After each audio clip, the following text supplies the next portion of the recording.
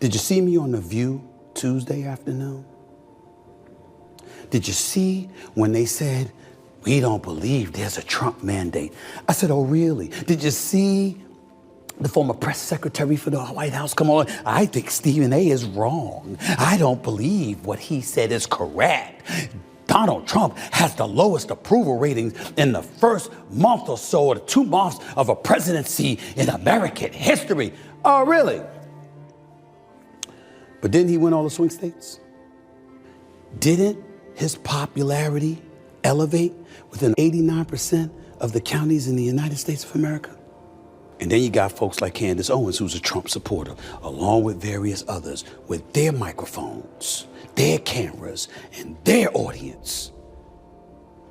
If you think the liberals are overcoming that, you go ahead and watch Schumer and those 21 other senators talk their drivel. J.D. Vance or Marco Rubio or somebody will be the next president in 2028. You'll have nobody but yourselves to blame. As if it is edition of the Stephen A. Smith Show. I ain't got time to talk about this anymore. Stephen A. Smith is calling out the Democratic Party, and he's not being subtle. The outspoken broadcaster blasted party leaders for what he describes as performative outrage and political theater. Names like Chuck Schumer and Nancy Pelosi were front and center in his critique. According to Stephen A., the strategy isn't just flawed, it's backfiring. Let's break it down. Today have gone out of their way to post messages on social media about the current Trump administration and what's happening to American lives. The problem is they're all literally saying the same damn thing. Don't believe me? Check it out. When I win, I will immediately bring prices down starting on day one. That ain't true. That's what you just heard. Since day one of Donald Trump's presidency, prices are not down, they're up. Inflation is getting worse, not better. The prices of grocery, gas, household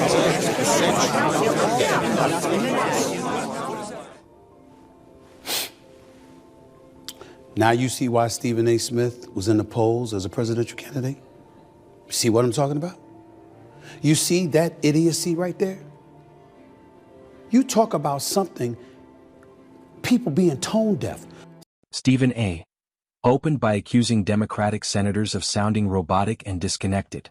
In his view, too many leaders repeat the same warnings about inflation, economic decline, and immigration without offering fresh ideas or emotional clarity.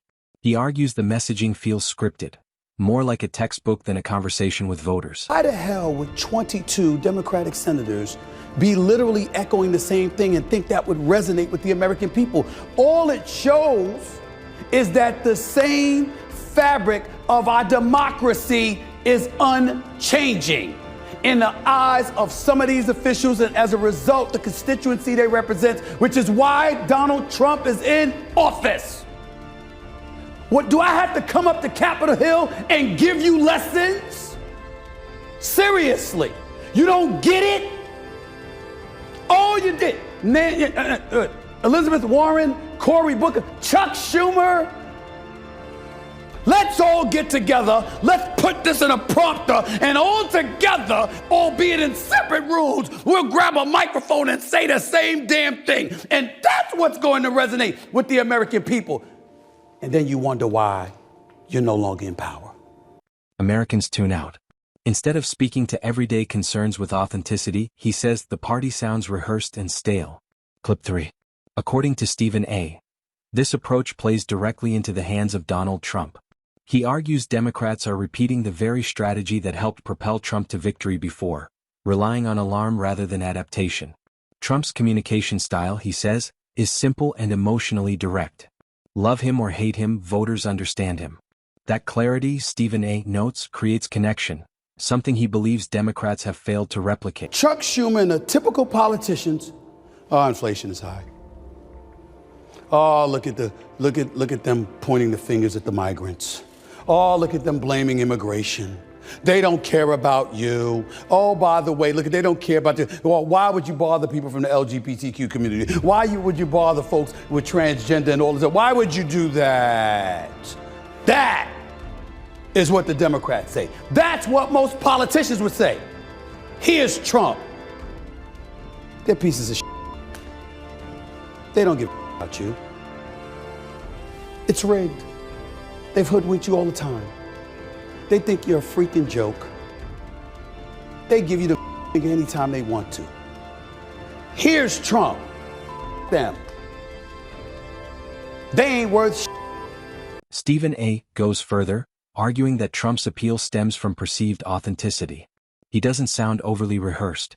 He projects confidence and conviction. Supporters see someone who speaks off script and stands by what he says. Even controversies don't seem to shake that loyalty. According to Stephen A., emotional resonance often outweighs polished policy papers in modern politics. And do you know what his followers say? Yeah! Yeah! That's how we want you talking to those politicians who's been stealing our money all of these years. It's not what he says. It's how he says it. He does it with vitriol and venom to show a disrespect to politicians who the public have no respect for because they feel they've been hoodwinked by those same politicians. He's using it to separate himself from the cesspool that is Capitol Hill. And how does Capitol Hill respond? By showing them they're still Capitol Hill. He also breaks down why the MAGA base remains intensely loyal. Trump openly criticizes political elites, media institutions, and corporate insiders, groups many voters already distrust. Stephen A. argues that this shared opposition creates a powerful bond. It's not just about ideology. It's about resentment toward institutions people feel have failed them. Trump channels that frustration directly. Did you see me on The View Tuesday afternoon? Did you see when they said, we don't believe there's a Trump mandate? I said, oh, really? Did you see the former press secretary for the White House come on? I think Stephen A. is wrong. I don't believe what he said is correct. Donald Trump has the lowest approval ratings in the first month or so, or the 2 months of a presidency in American history. Oh, really? But didn't he win all the swing states? Didn't his popularity elevate within 89% of the counties in the United States of America? Didn't his popularity elevate within the black community, the Hispanic community, and the young voters? Stephen A. pushes back on those who downplay Trump's popularity. Rally turnout, polling data, and online engagement suggest a movement that remains energized. Yet, he argues, Democratic leadership often relies on narratives from sympathetic media instead of confronting that reality head-on. In his view, ignoring voter enthusiasm doesn't weaken Trump. It strengthens him. Didn't he win the popular vote for the first time in 20 years as a Republican nominee? Didn't he also win the Electoral College vote? Isn't he in control of the White House? Don't the Republicans have the House and the Senate? All of that happened, but there's no Trump mandate. You see the Is it? Or is it just that the Democrats are so damn lost that they're actually going to convince themselves they can do the same old and still regain power, both in the midterms and in the 2028 election?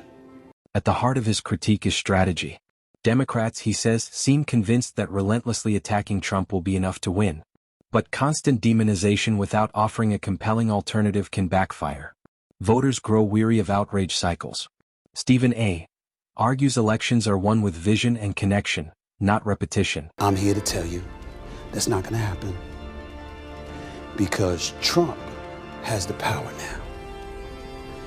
And he's manipulating the proceedings. And in case you didn't notice, one of his top boys, Elon Musk, Doge, owns X. Who else was at the inauguration? Jeff Bezos. The man running TikTok. And Lord knows who else.